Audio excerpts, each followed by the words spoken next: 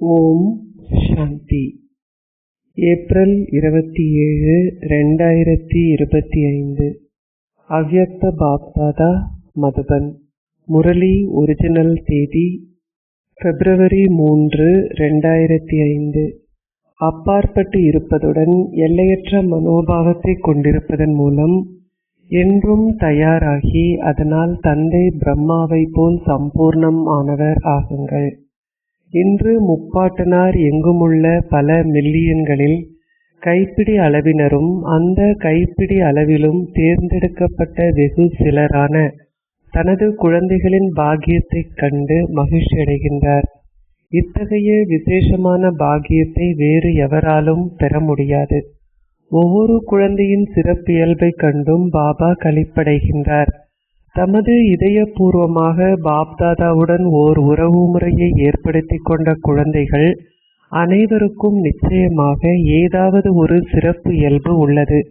அவற்றில் முதலாவது சிறப்பியல்பானது சாதாரணமான ரூபத்தில் வந்த தந்தையை நீங்கள் இனம் கண்டு அவரை எனது பாபா என ஏற்றுக்கொண்டீர்கள். இவ்வாறாக இனம் கண்டதே அனைத்திலும் மிகப்பெரிய சிறப்பியல்பாகும். நீங்கள் உங்களின் இதயபூர்வமாக என்னுடைய பாபா என ஏற்றுக்கொண்டீர்கள். தந்தையும் எனது குழந்தைகளே என ஏற்றுக்கொண்டார். பெரும் பண்டிதர்களாலும் விஞ்ஞானிகளாலும் தர்மாத்மக்களாலும் இனம் காண முடியாத ஒரே ஒருவரை சாதாரணமான குழந்தைகளான நீங்கள் இனம் கண்டு உங்களின் உரிமைகளையும் பெற்றீர்கள்.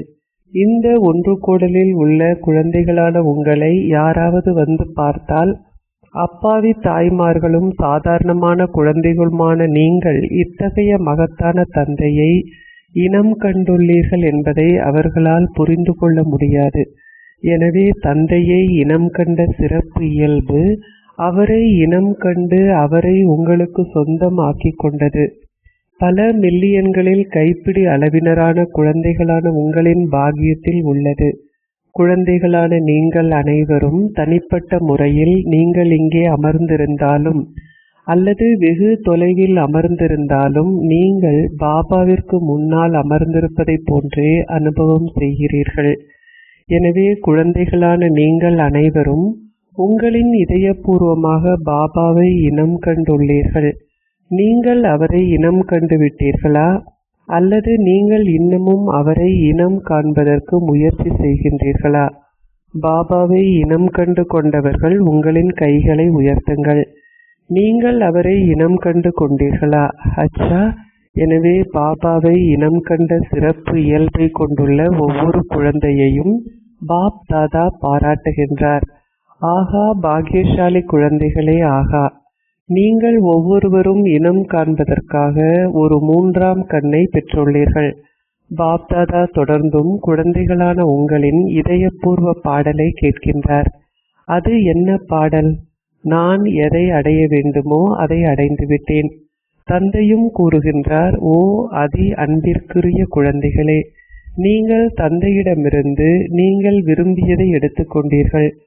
ஒவ்வொரு குழந்தையும் ஒரு குழந்தையே, அத்துடன் எண்ணற்ற ஆன்மீக பொக்கிஷங்களுக்கும் அதிபதியாவார். எனவே இன்று பொக்கிஷங்களுக்கு அதிபதிகளாக இருக்கும் குழந்தைகளின் பொக்கிஷங்களின் அட்டவணைகளை பாப்தாதா பார்த்தார். தந்தை அதே பொக்கிஷங்களின் அதே அளவையே அனைவருக்கும் வழங்கியுள்ளார்.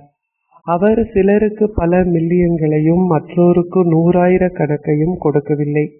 எவ்வாறாயினும் பொக்கிஷங்களை அறிந்து கொள்வதிலும் அவற்றை அடைவதிலும் உங்களின் வாழ்க்கையில் கடைபிடிப்பதிலும் நீங்கள் வரிசை கிரமமாக இருக்கின்றீர்கள்.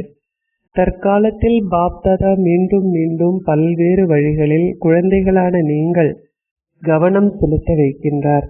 காலம் நெருங்கி வருவதை பார்க்கும் பொழுது நீங்கள் அதை பெற்றுள்ளீர்கள். நீங்கள் எதை எடுத்துள்ளீர்கள்?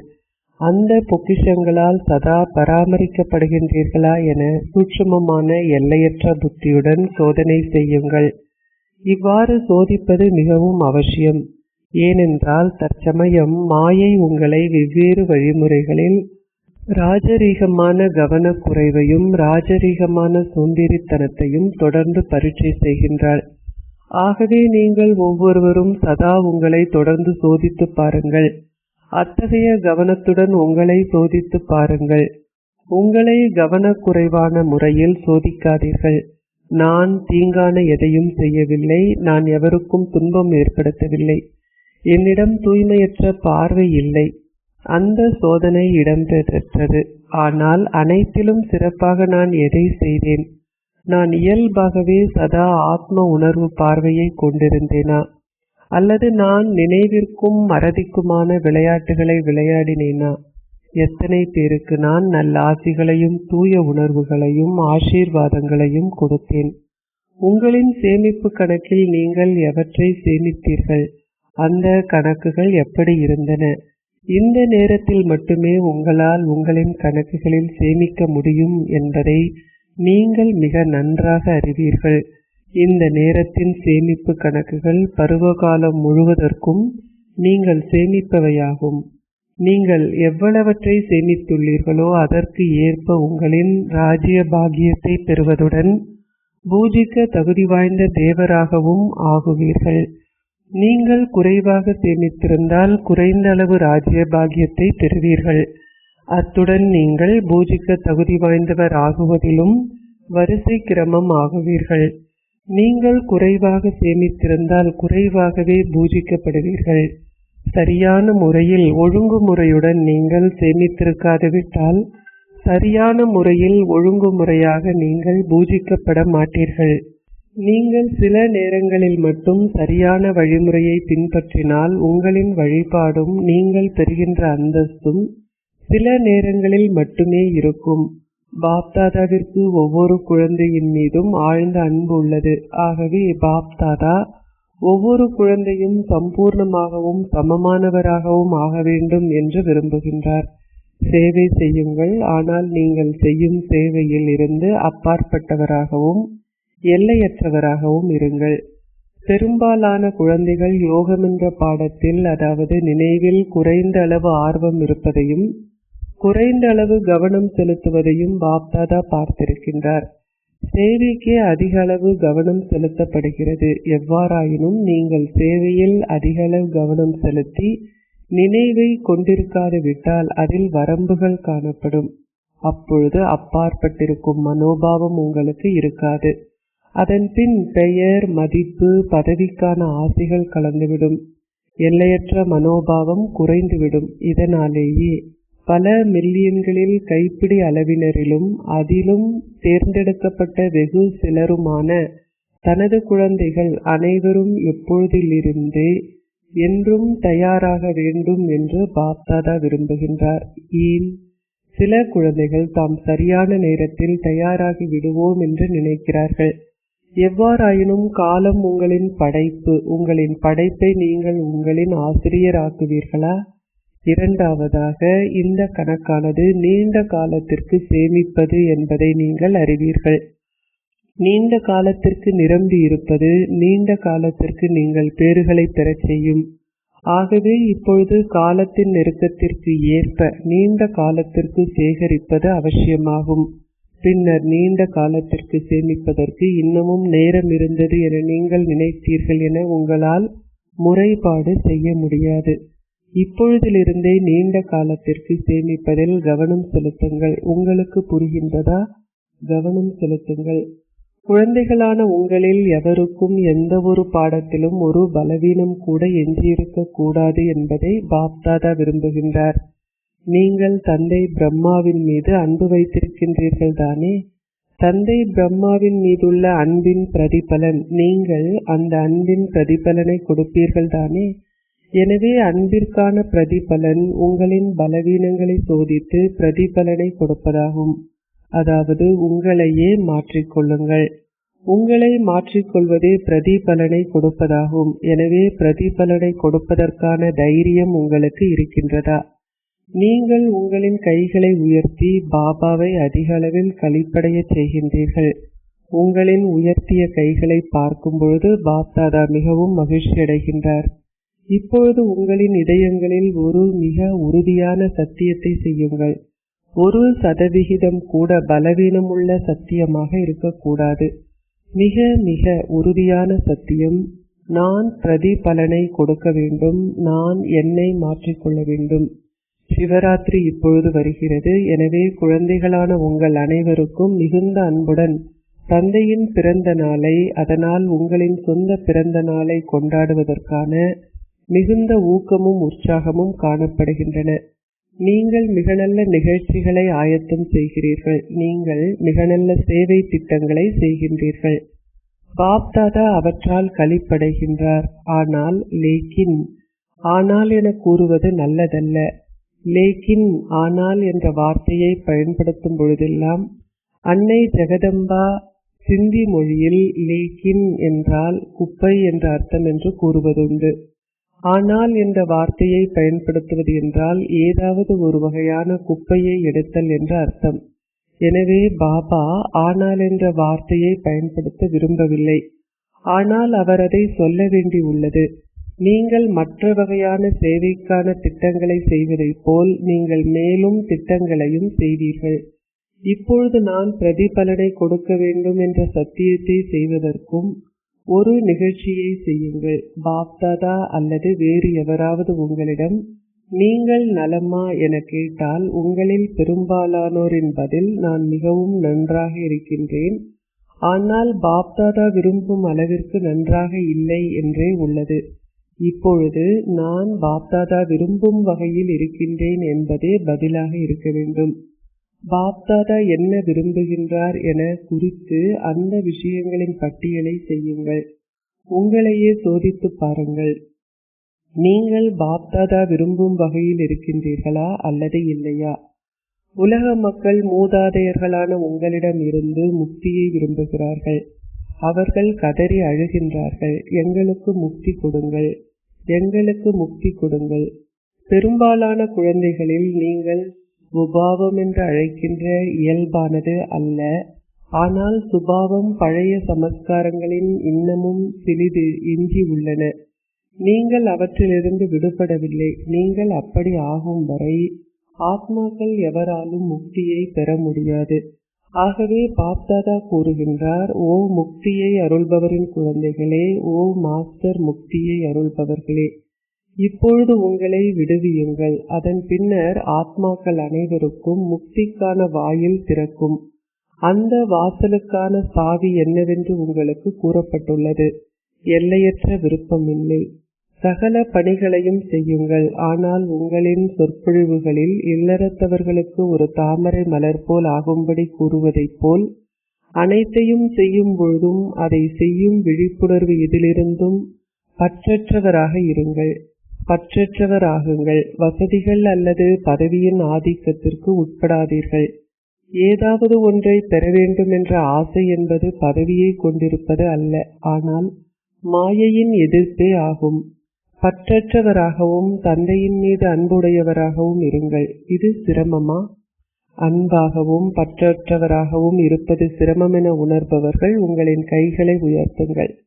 எவரும் தமது கைகளை உயர்த்தவில்லை. எவருக்கும் அது சிரமமாக இல்லாதுவிட்டால் சிவராத்திரியின் போது அனைவரும் சம்பூர்ணமாக முடியும். அது சிரமமாக இல்லாதுவிட்டால் நீங்கள் அப்படி ஆக வேண்டும். நீங்கள் தந்தை பிரம்மாவிற்கு சமமானவர் ஆக வேண்டும். உங்களின் எண்ணங்களில், உங்களின் வார்த்தைகளில், நீங்கள் செய்யும் சேவையில், உங்களின் உறவு முறைகளிலும் தொடர்புகளிலும் நீங்கள் தந்தை பிரம்மாவிற்கு சமமானவர் ஆக வேண்டும். அச்சா, உங்களிடம் தந்தை பிரம்மாவிற்கும் மூப்பாட்டனாரான தாதாவிற்கும் 100% விட அதிக அளவு அன்பு உள்ளது என்று நம்புபவர்கள் உங்களின் கைகளை உயர்த்துங்கள். வெறுமனே பாபாவை சந்தோஷப்படுத்தாதீர்கள். இப்பொழுது மட்டும் பாபாவை சந்தோஷப்படுத்தாதீர்கள். நீங்கள் அனைவரும் உங்களின் கைகளை உயர்த்தினீர்கள். அது தொலைக்காட்சியில் பதிவு செய்யப்பட்டுள்ளது தானே? பின்னர் பாபா சிவராத்திரியில் இந்த தொலைக்காட்சியில் பெரும் பேற்றினை பார்ப்பார். இது ஓகேயா? நீங்கள் சமமானவர் ஆகுவதில் சிறிதளவேனும் வேறுபாடு இருக்கக்கூடாது. அன்பினால் உங்களை தியாகம் செய்வது என்பது பெரிய விஷயம் அல்ல. உலக மக்கள் தூய்மையற்ற அன்பிற்காக தமது உயிரையே கொடுக்க தயாராக இருக்கிறார்கள். ஆனால் பாப்தாதாவிற்கு உங்களின் குப்பைகள் மட்டுமே வேண்டும். அந்த குப்பையை கொடுத்து விடுங்கள். நல்ல விஷயங்களை கொடுக்காதீர்கள். ஆனால் குப்பைகளை கொடுத்து விடுங்கள். பலவீனங்களும் குறைபாடுகளும் என்ன? அவை குப்பைகள் தானே. குப்பையை தியாகம் செய்வது என்பது பெரிய விஷயம் அல்ல. சூழ்நிலைகளை முடித்து விடுங்கள். உங்களின் ஆதியான மேன்மையான ஸ்திதி வர வேண்டும். இப்படித்தானே நீங்கள் கூறுகிறீர்கள். அந்த சூழ்நிலை அப்படி இருந்தது. சூழ்நிலைகளின் பெயரை கூட கூறாதீர்கள். ஏனென்றால் அவை உங்களை தளம்பலடைய செய்யும். உங்களின் சொந்த ஸ்திதியை சக்தி வாய்ந்ததாக வைத்திருங்கள். முறைப்பாடுகளின் திரை திறக்கும் போது நீங்கள் அனைவரும் எப்படி வெளிப்படுத்தப்பட வேண்டும்? பிரகாசிக்கும் தேவதைகளாக குழந்தைகளான நீங்கள் அனைவரும் பிரகாசமாக தென்பட வேண்டும். இதனாலேயே திரைகள் திறப்பதற்காக காத்திருக்கின்றன. உலகிலுள்ள மக்கள் திரையை விளக்குங்கள், திரையை விளக்குங்கள் என்று கதறுகிறார்கள். ஆகவே உங்களின் சொந்த திட்டங்களை செய்யுங்கள். யாராவது ஒருவரால் செய்யப்பட்ட திட்டத்தை உங்களுக்கு கொடுக்கும் பொழுது அது வேறு விஷயம். உங்களின் சொந்த தைரியத்தால் உங்களின் சொந்த திட்டத்தை செய்யுங்கள். திட சங்கற்பம் என்ற சாவியை பயன்படுத்துங்கள். நீங்கள் நிச்சயமாக வெற்றி பெறுவீர்கள். உங்களிடம் திட சங்கற்பமான எண்ணம் உள்ளது. பாப்தாதாவும் ஆகா குழந்தையே ஆகா என சந்தோஷம் அடைகின்றார். உங்களிடம் திட சங்கற்பமான எண்ணம் உள்ளது. ஆனால் அந்த திட சங்கற்பத்தில் சிறிது கவனக்குறைவு கலந்து விடுகிறது. இதனாலேயே வெற்றியின் சதவிகிதம் சில நேரங்களில் அரைவாசியாகவும் சில நேரங்களில் 3/4 பங்காகவும் உள்ளது. எப்படி உங்களிடம் 100% அன்பு உள்ளதோ அதேபோல் உங்களின் முயற்சிகளின் மூலமாக சம்பூர்ண தன்மையையும் 100% இருக்க வேண்டும். இது 100% விட கூடுதலாக இருக்கலாம், ஆனால் குறையக்கூடாது. உங்களுக்கு இது பிடித்திருக்கிறதா? நீங்கள் இதை ஏற்றுக்கொள்வீர்களா? நீங்கள் இந்த கோலாகலத்தை சிவராத்திரியின் போது காட்டுவீர்கள் தானே? நான் இப்படி ஆக வேண்டும். நான் இப்படி ஆகாது விட்டால் வேறு யார்தான் ஆகுவார்? இந்த நம்பிக்கையை கொண்டிருங்கள். நான் அப்படி இருந்தேன், நான் அப்படி இருக்கின்றேன், நான் மீண்டும் அப்படி ஆகுவேன். இந்த நம்பிக்கை உங்களை வெற்றி பெற்றவராக்கும். மற்றவர்களை பார்க்காதீர்கள், உங்களை மட்டும் பாருங்கள். சில குழந்தைகள் இதயபூர்வமாக சம்பாஷணை செய்து கூறுகிறார்கள், அவரை கொஞ்சம் சரியாக்குங்கள், அப்பொழுது நான் ஓகே ஆகிவிடுவேன். அவரை கொஞ்சம் மாற்றுங்கள், அப்பொழுது நானும் மாறுவேன். எவ்வாறாயினும் அவரும் மாறமாட்டார், நீங்களும் மாறமாட்டீர்கள். நீங்கள் உங்களை மாற்றினால் மற்றவரும் மாறுவார். அது நடந்தால் இது நடக்கும் என்று எதிலும் தங்கி இருக்காதீர்கள். நான் இதை செய்ய வேண்டும். அச்சா, முதல் முறை வந்திருப்பவர்கள் உங்களின் கைகளை உயர்த்துங்கள். முதல் முறை வந்திருப்பவர்களுக்கு குறிப்பாக பாப்தாதா கூறுகின்றார், சிறிது காலமே எஞ்சியிருக்கும் நேரத்தில் நீங்கள் வந்திருந்தாலும் நீங்கள் கடைசியாக வந்திருந்தாலும் வேகமாக சென்று முதல் இலக்கத்தை பெறக்கூடிய வகையில் தீவிர முயற்சி செய்யுங்கள். இப்பொழுது மியூசிக்கல் சேர் விளையாட்டு இடம்பெறுகிறது. அதனால் இன்னமும் யார் வெற்றி பெற்றுள்ளார் என அறிவிக்கப்படவில்லை. நீங்கள் பிந்தியே வந்துள்ளீர்கள். எனினும் வேகமாக செல்வதன் மூலம் நீங்கள் உங்களின் இலக்கை அடைவீர்கள். அமிர்த வேளையில் அமரராக இருக்கும் ஆசீர்வாதத்தை உங்களுக்கு நினைவூட்டிக் கொள்ளுங்கள். அச்சா, சிலர் வெகு தொலைவில் இருந்து வந்துள்ளார்கள், சிலர் நெருக்கத்தில் இருந்து வந்துள்ளார்கள். பாப்தாதா கூறுகின்றார், உங்களின் வீட்டிற்கு நல்வரவுகள். இந்த ஒன்று கூடல் அழகாக உள்ளது. நீங்கள் அதை தொலைக்காட்சியில் பார்க்கின்றீர்கள். ஒன்று கூடல் நிரம்பி இருக்கும் பொழுது அது மிகவும் அழகாக உள்ளது. அச்சா, எனவே நீங்கள் என்றென்றும் தயாரா? நீங்கள் என்றென்றும் தயாராக இருக்கும் பாடத்தை கற்றுக்கொள்வீர்கள் தானே? அச்சா, மதுபன் வாசிகள், மதுபனை சார்ந்தவர்கள் உங்களின் கைகளை உயர்த்துங்கள். பலர் இருக்கின்றீர்கள். மதுபனை சார்ந்தவர்கள் விருந்தளிப்பவர்கள், விருந்தாளிகளாக வருபவர்கள் சென்று விடுவார்கள். ஆனால் மதுபனை சார்ந்தவர்கள் விருந்தளிப்பவர்கள். நீங்கள் நெருக்கமானவர்கள், அன்பான கண்மணிகள். மதுபனை சார்ந்தவர்களை பார்க்கும் பொழுது நீங்கள் அனைவரும் சந்தோஷமாக இருக்கின்றீர்கள் தானே? மதுபனை சார்ந்தவர்கள் எங்கே சென்றாலும் அனைவரும் அவர்களை என்ன பார்வையுடன் பார்க்கிறார்கள். ஆகா, நீங்கள் மதுபனிலிருந்து வந்துள்ளீர்கள். அவர்கள் மதுபன் என்ற பெயரை கேட்டதுமே அவர்கள் மதுபனில் உள்ள பாபாவையும் நினைவு செய்கிறார்கள். இதனாலேயே மதுபனை சார்ந்தவர்கள் முக்கியமானவர்கள். உங்களின் முக்கியத்துவத்தை நீங்கள் அறிவீர்களா? நீங்கள் சந்தோஷமாக இருக்கின்றீர்கள் தானே? இத்தகைய அன்பான பராமரிப்பை பெற்றுள்ள இந்த இடத்தை பெறுவது பல மில்லியன்களில் கைப்பிடி அளவினர் மட்டுமே. அனைவரும் மதுபனில் தங்கியிருக்கவே விரும்புகிறார்கள். நாங்கள் மதுபனில் தங்கியிருக்க முடியுமா என அவர்கள் கேட்கிறார்கள். ஆனால் நீங்களோ ஏற்கனவே இங்கேயே வசிக்கின்றீர்கள். எனவே இது நல்லது. மதுபனை சார்ந்தவர்களை பாபா மறப்பதில்லை. பாபா உங்களை பற்றி கேட்பதில்லை என நீங்கள் நினைக்கக்கூடும். ஆனால் பாப்தாதா எப்பொழுதும் உங்களை பற்றி தனது இதயத்தில் கேட்கின்றார். மதுபனை சார்ந்தவர்களே முதலில் இருக்கின்றார்கள். மதுபனை சார்ந்தவர்கள் இல்லாதுவிட்டால் எங்கே எல்லோரும் வருவார்கள்? நீங்கள் சேவைக்கு கருவிகள் தானே. எத்தனை சேவாதாரிகள் இருந்தாலும் மதுபனை சார்ந்தவர்களே அஸ்திவாரமாக இருக்கிறார்கள். எனவே பாப்தாதா மேலே ஞான சரோவரிலும் பாண்டவ பவனிலும் உள்ளவர்களுக்கும் இதயபூர்வமான ஆசீர்வாதங்களையும் அன்பையும் நினைவையும் வழங்குகின்றார். இங்கே தோழி வழங்கப்படும் பொழுது மதுபனில் மேலே இருப்பவர்கள் அதை பெறுவார்களா? எனவே மதுபனை சார்ந்தவர்கள் தோழியையும் பெறுகிறார்கள். இத்துடன் போலியையும், அதாவது பேசப்படும் முரளியையும் பெறுகிறார்கள். நீங்கள் இரண்டையும் பெறுகின்றீர்கள். அச்சா. குளோபல் வைத்தியசாலையை சார்ந்தவர்களுடன் பாப்தாதா பேசுகின்றார். வைத்தியசாலையை சார்ந்த அனைவரும் நன்றாக இருக்கின்றீர்களா? ஏனென்றால் வைத்தியசாலைக்கும் ஒரு விசேஷமான பாகம் உள்ளது. அவர்கள் இங்கே கீழே வந்துள்ளார்களா? அச்சா, ஒரு சிலர் வந்துள்ளார்கள். வைத்தியசாலையை சார்ந்தவர்களும் நல்ல சேவை செய்கிறார்கள். பாருங்கள், நெருக்கடியான நேரத்தில் வைத்தியசாலை மட்டுமே பயனுள்ளதாக இருக்கும். வைத்தியசாலை சிறந்த காலத்திலிருந்தே பிரம்மா குமாரிகள் வெறுமனே இந்த ஞானத்தை மட்டும் கொடுப்பதில்லை. ஆனால் அவசியமான நேரத்தில் அவர்கள் உதவியும் செய்கிறார்கள். அவர்களும் சமூக சேவை செய்கிறார்கள் என்பது அனைவருக்கும் தோன்றியுள்ளது. ஆகவே வைத்தியசாலை திறந்ததிலிருந்து அபுவின் சூழல் மாறி உள்ளது. ஆரம்பத்தில் அவர்கள் உங்களை பார்த்த அதே பார்வையுடன் உங்களை அவர்கள் இப்பொழுது பார்ப்பதில்லை. நீங்கள் ஒத்துழைப்பவர்கள் என்ற பார்வையுடனேயே இப்பொழுது அவர்கள் உங்களை பார்க்கிறார்கள். அவர்கள் இந்த ஞானத்தை பெற்றுக் கொள்கின்றார்களோ இல்லையோ, உங்களின் ஒத்துழைப்பின் பார்வையுடனேயே அவர்கள் உங்களை பார்க்கின்றார்கள். அதனால் வைத்தியசாலையை சார்ந்தவர்கள் இந்த சேவையை செய்துள்ளார்கள். அது நல்லது. அச்சா, பாபா என்று என்ன கூறினார் என்பது உங்களுக்கு நினைவிருக்கிறதா? நான் சம்பூர்ணம் ஆக வேண்டும். என்னதான் நடந்தாலும் நான் சம்பூர்ணம் ஆக வேண்டும். இந்த ஆழமான அக்கறை மட்டுமே இருக்க வேண்டும். நான் சம்பூர்ணம் ஆக வேண்டும். நான் சமமானவராக வேண்டும்.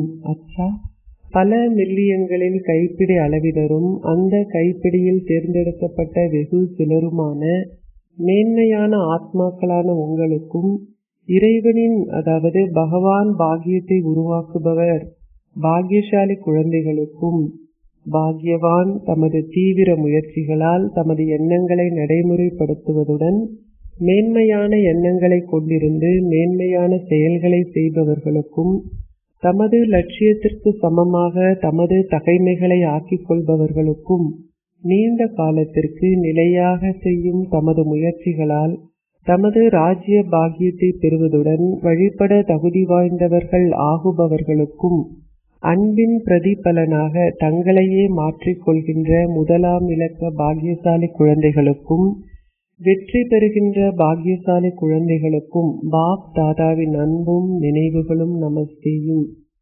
ஆசீர்வாதம். நீங்கள் உலக உபகாரி என்ற மேன்மையான ஸ்திதியில் ஸ்திரமாக இருந்த வண்ணம் பற்றற்ற பார்வையாளராக விநாசத்தின் செயல்பாடுகளை பார்க்கக்கூடியவர் ஆகுவீர்களாக. விநாசத்தின் இறுதி காட்சிகளை பார்ப்பதற்கும் உங்களிடம் உலக உபகாரி என்ற மேன்மையான ஸ்திதி இருக்க வேண்டியது அவசியம். இந்த ஸ்திதியில் உங்களை ஸ்திரப்படுத்திக் கொள்வதன் மூலம் பௌதீக கவர்ச்சிகள், அதாவது உறவுகள், உடைமைகள், சமஸ்காரங்களின் கவர்ச்சிகள் மற்றும் இயற்கையின் குழப்பங்கள் அனைத்தும் முடிந்துவிடும்.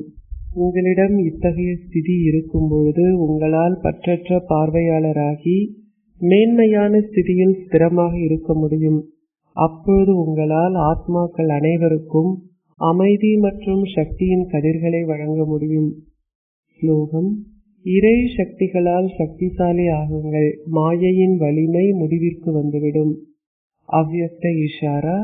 ஒன்றிணைந்த ரூபத்தின் விழிப்புணர்வினால் சதா வெற்றி பெறுபவர் ஆகுங்கள். ஆசீர்வாதங்களை அருள்கின்ற தந்தையும் ஆசீர்வதிக்கப்பட்ட ஆத்மாக்களான நாங்களும் இருவரும் ஒன்றிணைந்துள்ளோம். சதா இந்த விழிப்புணர்வை கொண்டிருங்கள். இயல்பாகவே உங்களின் மீது தூய்மையின் பாதுகாப்பு கூட இருக்கும். ஏனென்றால் எங்கே சர்வசக்திவான் தந்தை இருக்கின்றாரோ அங்கே உங்களின் கனவுகளிலும் கூட தூய்மையின்மை இருக்க முடியாது. தந்தையும் நீங்களும் இணைந்திருக்க வேண்டும், தனியாக அல்ல. நீங்கள் தனித்து இருக்கும்போது சுஹாக் அதாவது துணையின் சகவாசம் போய்விடும். ஓம் சாந்தி.